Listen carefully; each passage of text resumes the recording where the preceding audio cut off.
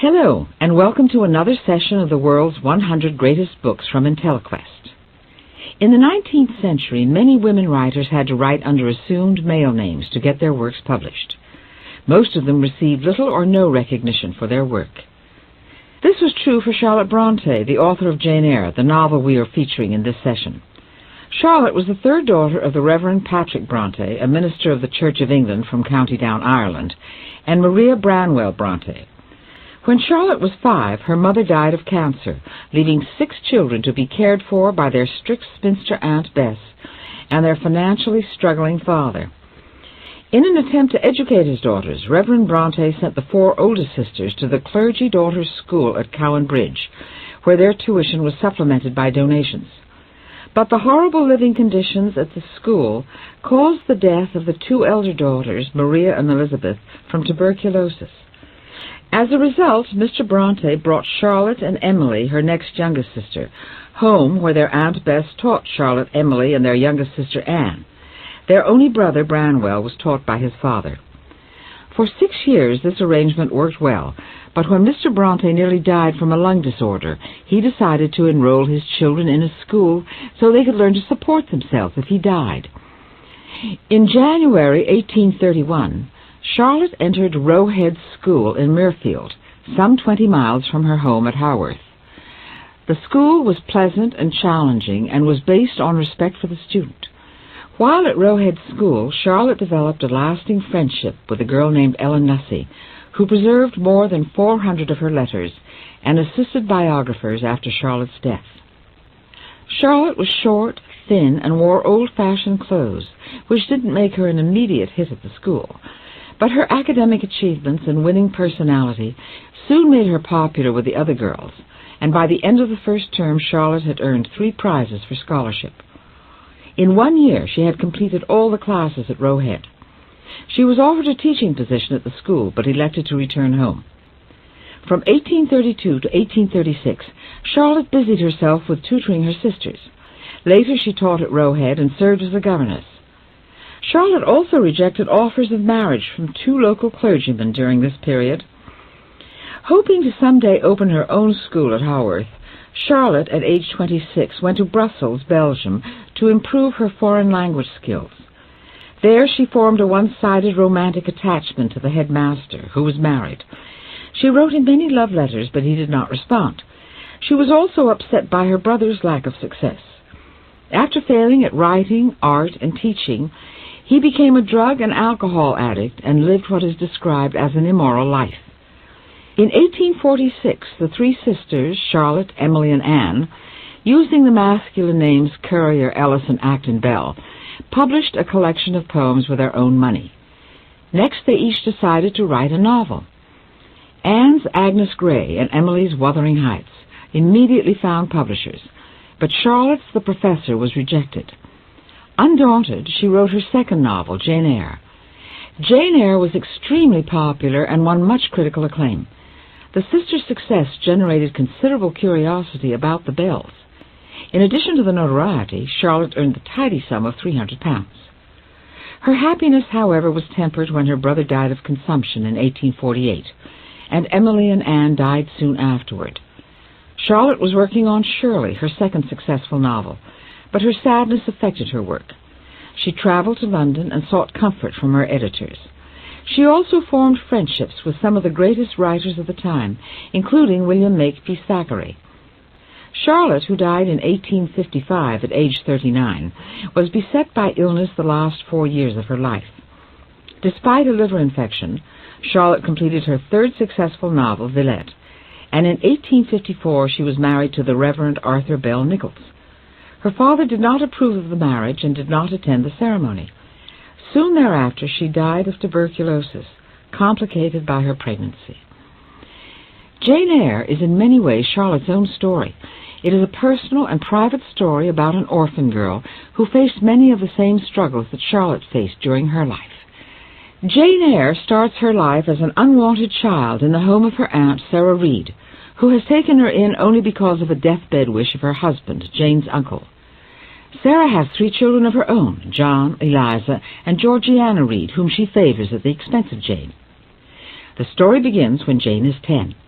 It is a cold November day, and Sarah has gathered her children around her by the fireside, after sending Jane to another room. She is reading when the Reed children, headed by the 14-year-old John, burst in and begin harassing her. Jane is afraid of John, who bullies her constantly. On this occasion, he challenges her right, as a dependent, to read his mother's books.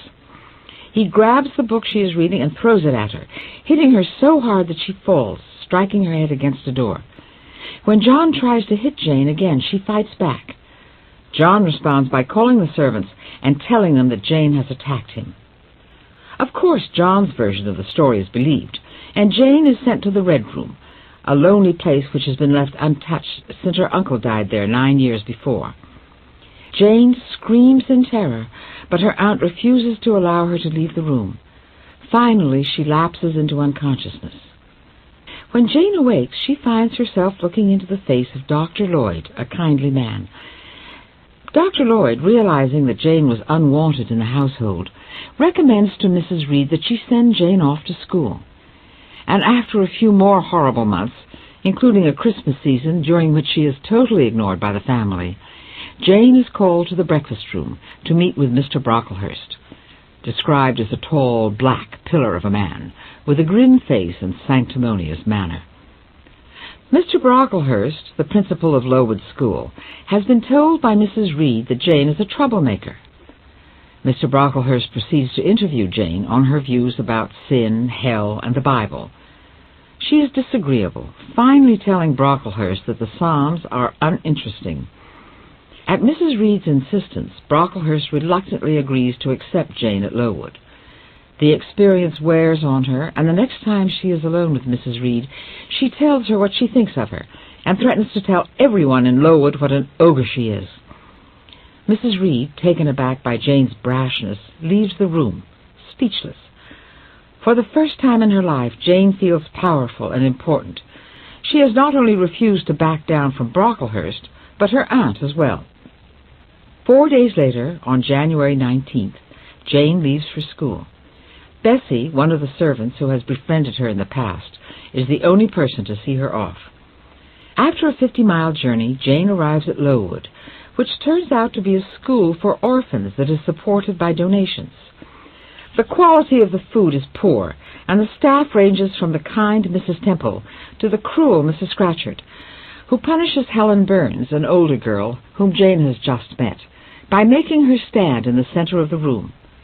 The girls wear uniforms consisting of high-necked brown dresses with a work bag tied at the waist, woolen stockings, and heavy buckled shoes. When they go out into the garden, they wear a straw hat and a gray cloak. Jane and Helen Burns become friends. Helen never complains, and her personality helps Jane endure the cold winter and poor food. Jane asks Helen, who is 13, why she puts up with the abuse she is taking at the school. Helen responds that she believes one should love their enemies, and tells Jane that she will get along much better at the school if she doesn't rebel. One afternoon in February, Mr. Brocklehurst visits the school to determine how supplies are being used. Jane attempts to hide her face from Brocklehurst, but drops her slate, which breaks in two. His attention called to her, Brocklehurst decides to make an example of Jane. Based solely on what Mrs. Reed has told him previously, he brings Jane up in front of the school and calls her a liar, then makes her sit on a high stool and commands that no one speak to her for the rest of the day. One of Mr. Brocklehurst's pet dislikes is vanity, and he enjoys attacking any girl he thinks to be vain. For instance, if a girl has naturally curly hair, she is ridiculed. However, Mr. Brocklehurst lives by a double standard. When his wife and daughters visit the school, they are decked out in curls, silks, and furs. They redefine the word vain. The evening after Mr. Brocklehurst's visit, Mrs. Temple, one of the teachers, invites Jane and Helen to her room to talk over what has happened. Jane tells her she has been telling the truth and can prove it. Mrs. Temple says that if Jane can prove her honesty, she will clear her name in front of the whole school. About a week later, Mrs. Temple, who has talked with Dr. Lloyd, keeps her word by announcing in front of the whole school that Jane has been telling the truth. After having her name cleared, Jane begins to flourish at Lowood. But as spring comes, tragedy strikes. 45 of the 80 girls fall ill with typhus.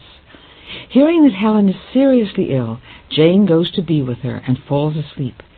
She wakes up while she's being carried back to her room. Helen has died while she slept. After the typhus outbreak, things improve at the school. The disease draws attention to the school's deplorable conditions, and Mr. Brocklehurst is replaced. Jane remains at Lowood 8 more years, 6 as a student and 2 as a teacher. Deciding that it is time for a change, Jane applies for and receives the governess position at a remote estate called Thornfield. When she arrives, she is told by Mrs. Fairfax, the housekeeper, that little Adela Varens, the ward of a Mr. Rochester, is her pupil. Jane gets along well at Thornfield. She enjoys Adela, but doesn't know Mr. Rochester, who travels a great deal. Only once during this time does anything unusual happen. One day, while Jane is in the upper hall, she hears a very loud and strange laugh. Mrs. Fairfax says that Jane has heard the voice of Grace Poole, one of the servants, and Jane thinks no more about it. One cold January afternoon she goes for a walk. As a horseman passes her, the horse suddenly slips and falls, throwing the rider. Jane wants to help the man who has sprained his ankle. She helps him remount his horse, and the man, after asking Jane where she lives, rides off without saying another word. When Jane gets home, she discovers, much to her surprise, that she has helped the master of the house, Mr. Rochester, who has, for some strange reason, not introduced himself to her. The next day, she and Adela are invited to have tea with Mr. Rochester. He is a dark, rather grim-faced man. Jane, who is very shy, might have been afraid of him were he not so pleasant. He asks her many questions about herself and seems interested in her answers.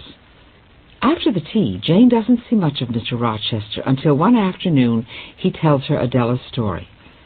Her mother, a French actress, had once been Rochester's mistress. He left her when he discovered she had another lover at the same time. The actress claimed that Adela was Rochester's child, but Adela was so unlike him that he doubted it. When the actress abandoned Adela, Rochester adopted her. Jane grows to like Mr. Rochester very much. Although he is proud and demanding, he is always cordial to her and seems pleased to be in her company. One night, Jane is awakened by the demonic laugh she had heard before. Going to her door, she sees smoke billowing out from under Mr. Rochester's door. When she rushes into his room, she finds his bed curtains ablaze and Mr. Rochester surrounded by flames. Jane drenches him in his bed with a bowl of water he keeps in his room. Mr. Rochester tells Jane not to call any of the other servants. Then, without explanation, he takes a candle and goes out of the room. After a long while, he returns and tells Jane that Grace Poole started the fire. When he thanks her in a warm manner for saving his life, Jane goes back to bed and stays happily awake the rest of the night. She is surprised to learn the next day that Grace Poole has not been dismissed, and the story being told is that Mr. Rochester accidentally started the fire by tipping over his candle. Jane, of course, is by now very attracted to Mr. Rochester, so she is genuinely upset when she learns that he is going to spend a week or so with fashionable society at Lees, and that one of the people in his company will be Blanche Ingram, a beautiful woman that Mr. Rochester seems to be interested in. Jane scolds herself for believing Mr. Rochester was interested in her romantically. She feels even less confident when Mr. Rochester hosts a party that includes Blanche Ingram. Jane sees little of the guests until one evening when she and Adela are invited to sit in the living room with them. Jane feels very out of place. She does not like Miss Ingram because she is proud and arrogant. But Jane resigns herself to the fact that Mr. Rochester is going to marry Blanche because he is paying a great deal of attention to her. One night, a strange but handsome man appears at the house to wait for Mr. Rochester, who is not at home. Soon afterward, a servant brings word that a gypsy woman, a strange old hag to Jane's way of thinking, desires to tell the fortunes of the guests. Jane has her fortune told also, and is surprised to learn that much that the gypsy says is true. The gypsy tells Jane she is cold and alone, longing for love, and not open to attracting it. Suddenly the gypsy throws off her disguise and reveals herself to be Mr. Rochester. Jane wonders if she has not told him too much, thus harming any chance she might have of attracting him. Again that night, Jane hears a cry and the noise of a struggle.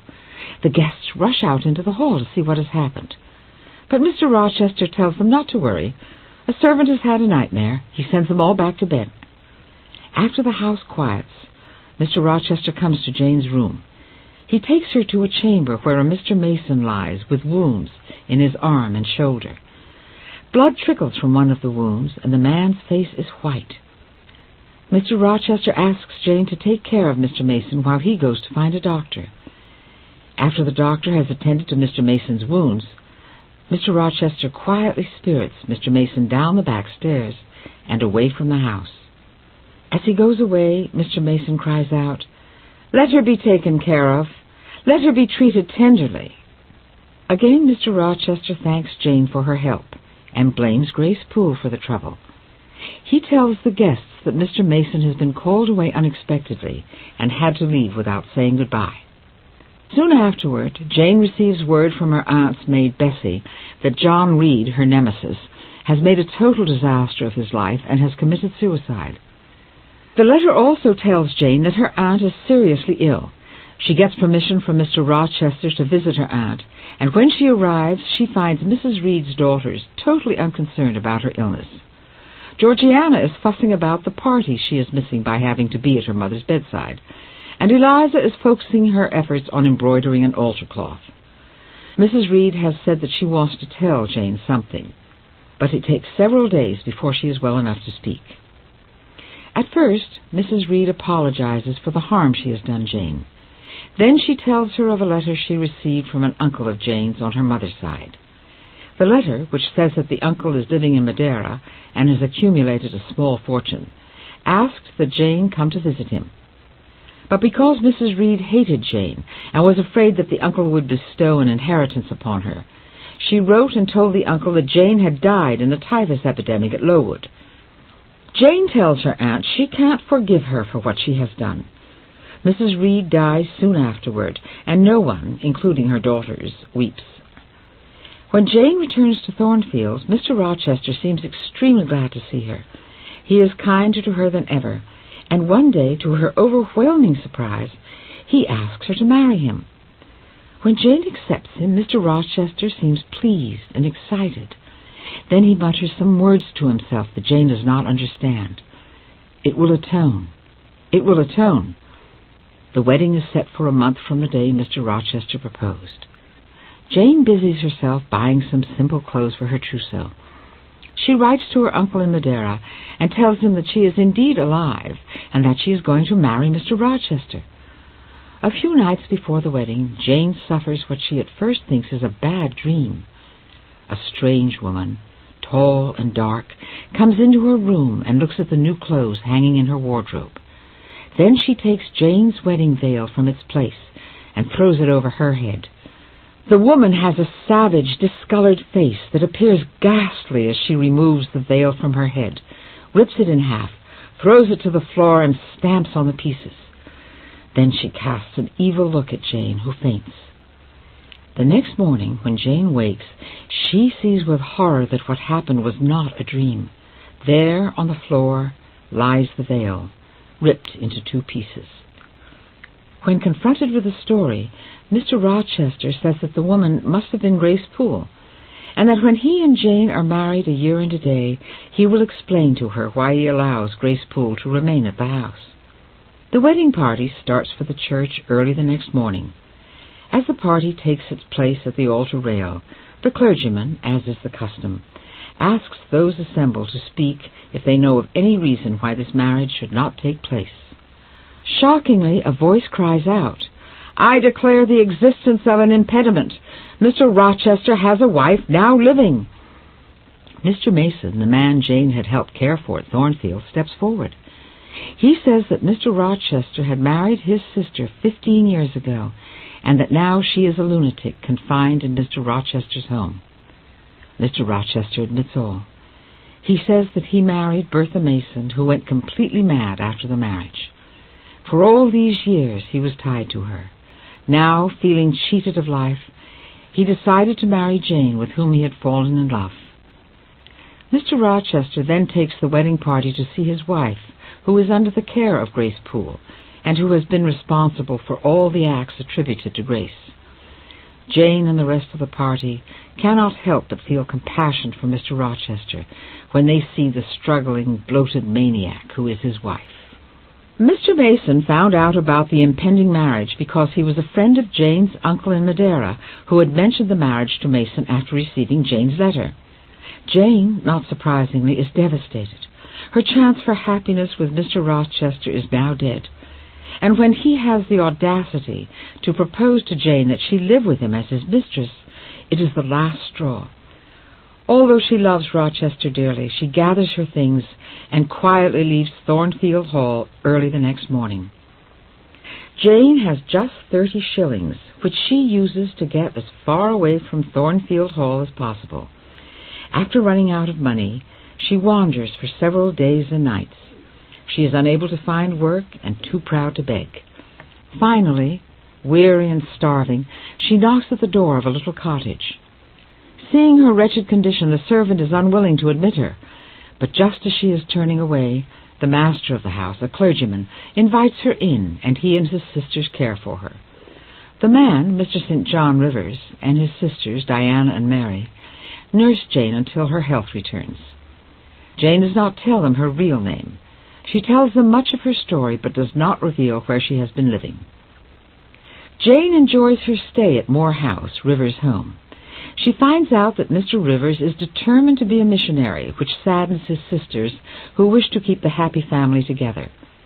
When Jane is well, she asks Mr. Rivers if he knows of a profession she can pursue to earn a living. In his parish, Mr. Rivers says, there is a need for a schoolmistress to teach poor children. Even though the job is difficult and pays little, Jane accepts it. Then one day Mr. Rivers comes home saddened. He says their Uncle John has died, and because of a quarrel between the uncle and the Rivers family, he has willed them just 10 guineas apiece, while giving the rest of his considerable estate to an unknown relative. Work at school is hard for Jane, but she knows she has done the right thing by refusing to live in luxury as Mr. Rochester's mistress. On her first evening at the school, Mr. Rivers calls.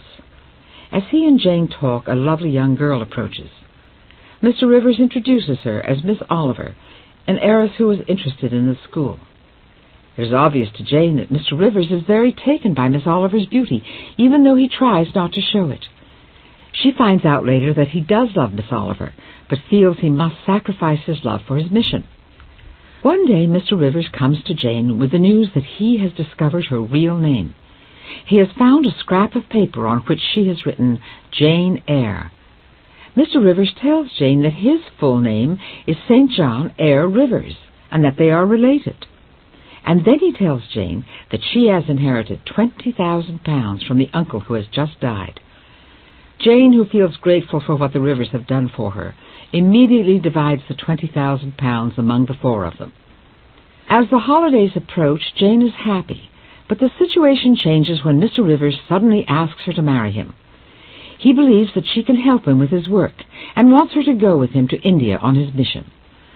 Jane cannot accept his offer because she still loves Mr. Rochester. When he presses the issue, Jane agrees to go with him as his assistant, but not as his wife. Mr. Rivers cannot accept these terms, and becomes very hostile toward her. He does, however, keep urging her to marry him. Finally, Jane relents somewhat. She says she will marry him if she feels it is God's will. As she waits for a divine sign, she suddenly hears another voice crying out to her, "Jane! Jane!" It is Rochester's voice, urgent and in pain. She knows she must return to him. The next day, Jane sets out for Thornfield. After a journey of 36 hours, she approaches the house. All that remains is a blackened ruin. The landlord of the nearby inn tells her that Rochester's insane wife set the fire. Mr. Rochester was able to save himself and the servants, but his wife jumped to her death. Mr. Rochester was blinded by the fire and had one hand so badly crushed that it had to be amputated. Jane learns that Rochester is now living at Ferndean, another of his estates. She hurries to him and assures him she will never leave him again. Rochester is astounded. He can't believe Jane has returned to him. His face, which his servants say has been sad and tormented since she left, is happy and cheerful again. When Jane says that she has come to care for him, he fears momentarily that they will have just a father-daughter relationship. Then Rochester says that he fears she will desert him because of his scars. Jane, showing her biting humor, says the scars don't matter because he was always ugly anyway. The next day, after Jane has told him her story, Rochester suggests that maybe she should marry St. John. But Jane says that he, Rochester, is her true love. He proposes marriage, and for the second time she accepts. Later, Rochester apologizes for having proposed that she live with him as his mistress. He expresses regret that she ran away penniless, and says that he would have given her half his estate if only she had asked. Then he tells her that between 11 and midnight on Monday, in a fit of hopeless depression, he had called her name and believed he heard her answer. Jane does not tell him about hearing his call while meditating on whether to accept St. John's proposal. By the time their son is born, 2 years later, Rochester's eyesight has improved enough to see that the baby resembles him. He is pleased beyond words. Finally, Jane Eyre has a happy and secure life. Jane Eyre is a unique novel because it is intensely personal. It is neither historical nor satirical. It does not mirror society or have a strong social message. It is significant because it can be read and enjoyed by anyone, whether they come from a sophisticated or a simple background. What makes Jane Eyre so special is that the story is told through Jane's eyes. Charlotte Bronte wrote fiction from the point of view of the individual, not from the point of view of society in general. She holds nothing back in developing her leading characters. It is remarkable that Charlotte Bronte could create such a sensual, rounded female character as Jane Eyre, who is in touch with her sexuality and comfortable with it. When she wrote the novel, Charlotte was an unmarried woman, living in her father's house and meeting the strict expectations required of a parson's daughter. Charlotte presents her deepest feelings and convictions in the character of Jane Eyre. She communicates the importance of human life, the right of the humblest person to affection, self-realization, honesty and integrity, and the right to speak out frankly. Jane Eyre, then, is the story of her long struggle to attain these values without compromising any of her other principles. And in the end, Jane is rewarded for her efforts. This is the end of the session.